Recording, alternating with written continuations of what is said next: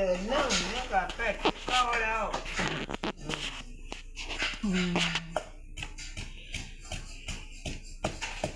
มีตู้เห็ดกินเองตำแจวปิ้งปลามีตู้อายุ89 ปีแล้วเรายังแข็งแรง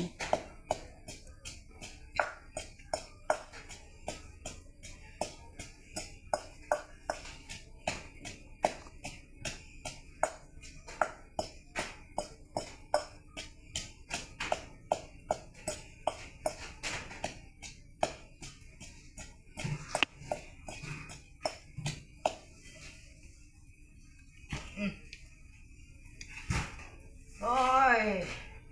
มันจะม้อยเด็กคนนึงเมื่อยแล้วเว้ยพายกับแต่เฮาก็ยังอย่างน้อยหนึ่งก็ยัง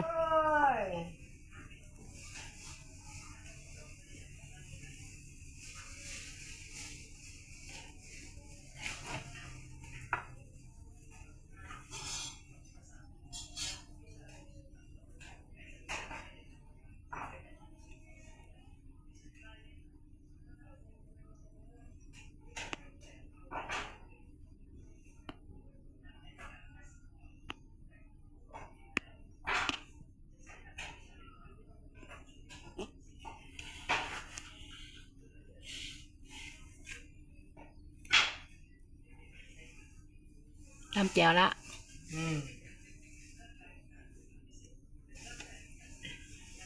ย่างแต่นี่หอดขันไดฮัน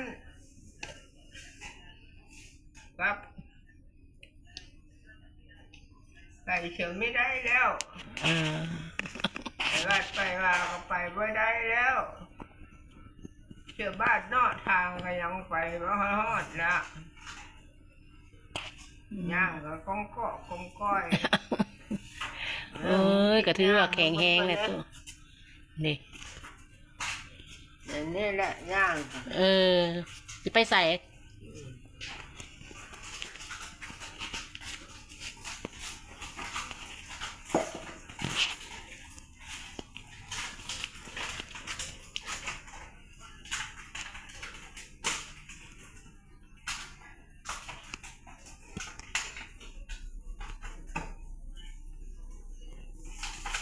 อันนี้หมกกระแดกต่างเต้นอย่างเห็ดปลาแดกแล้วแจวตำแจวตัวนี้แซ่บตัวนี้แซ่บตัวนี้นี่นะโบต้น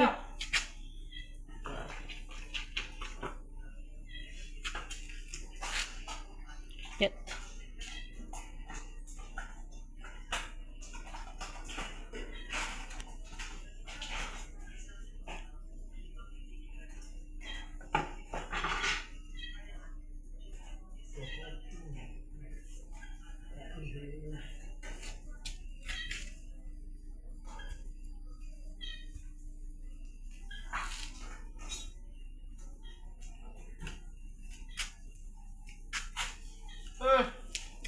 ไม่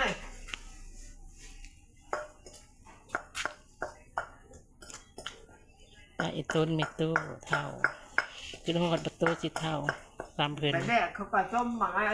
ห้กิน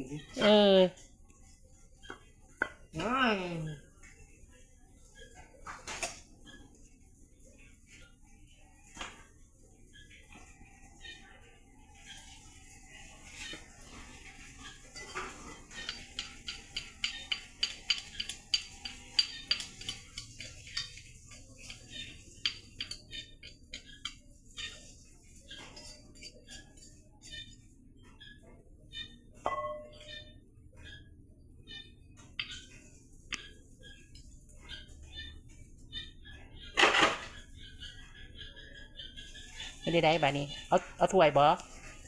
เอาถ้วยบ่เอาถ้วยบ่เอาบ่ถ้วยเอาบ่ถ้วยเขาเสียถ้วยเอาบ่เขาก็กินตามฮะถ้วยเอามาใส่เอาบ่ยังมาแค่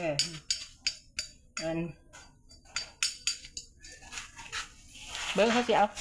ต้นฟ้าเอาถ้วยมาให้ในตู้แดง ตัวน้อยบอก ถ้วยน้อยใส่แจว เฮ้ยน้อยเด้อ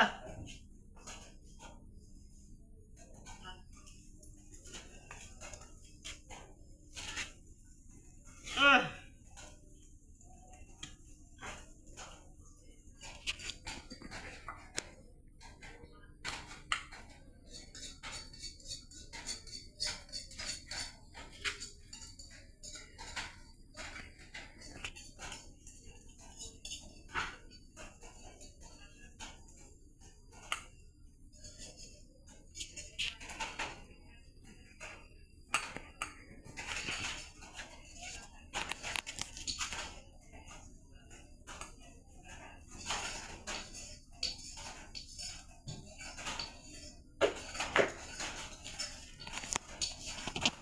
บ๊ายบาย